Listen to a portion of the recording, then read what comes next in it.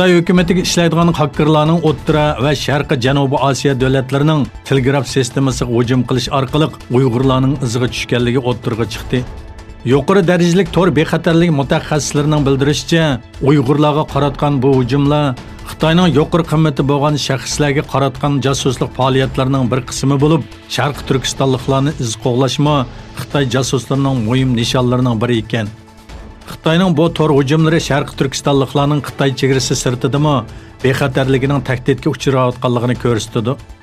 Egilishicha tor hujumiga uchragan shirkatlar Turkiya, Qozog'iston, Hindiston, Tayland va Malayziya qatorliq davlatlarga joylashgan.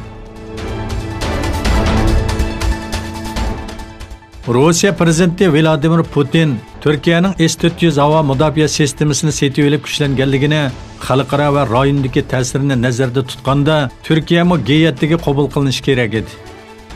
Rossiya prezidenti Putin Vladivostok shahrida o'tkazilgan Sharq Osiyo iqtisod munbirida G7 bilan bo'lgan munosabat haqida to'xtalib, Xitoy va Hindiston qatnashmagan bir xalqaro tashkilot rolni yaxshi joriy qildirolmaydi dedi.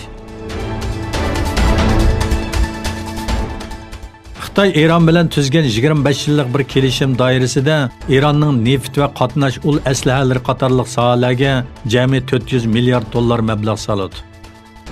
Neft iqtisodshunosi to'rining xabar qilishicha, Eron tashqi ishlar ministri Muhammad Javdot Zarif avgustning oxirida Bejingga qilgan 2 kunlik ziyorati jarayonida ikki davlat orasida 2016-yil imzolangan umumyuzlik strategik hamkorlik kelishimi doirasida tayyorlagan yo'l xaritasini Xitoy tashqi ishlar ministri Wang Yiga sungan. Hindistonning Rossiyadan jami 14 milliard 500 million dollar qimmatidagi qurol va harbiy ashyo zakaz qilganligi o'ttirg'i chiqdi. Bu vaqtda to'xtalgan Rossiya amaldori Hindiston o'tgan yili va bu yil undan burungi yillarga qaraganda texmi ko'p zakaz qildi.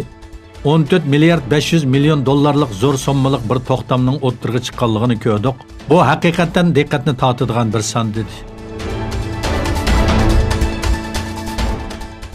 Qozog'iston 1991-yili mustaqil bo'lgandan buyon jami 1 milliard 500 million tonna neft va 741 milliard kub metr tabiiy gaz ishlab chiqargan.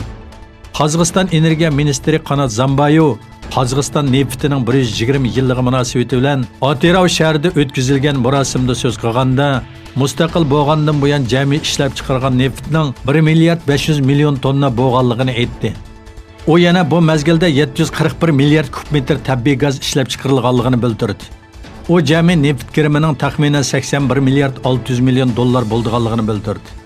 Va har yangi qurilish mustaqil davrimizda neft ishlab chiqarishni, kirimni va yoshirin kuchini oshirdi. Qozog'iston neft eksportida oldingi qatordagi davlatlarga aylandi dedi.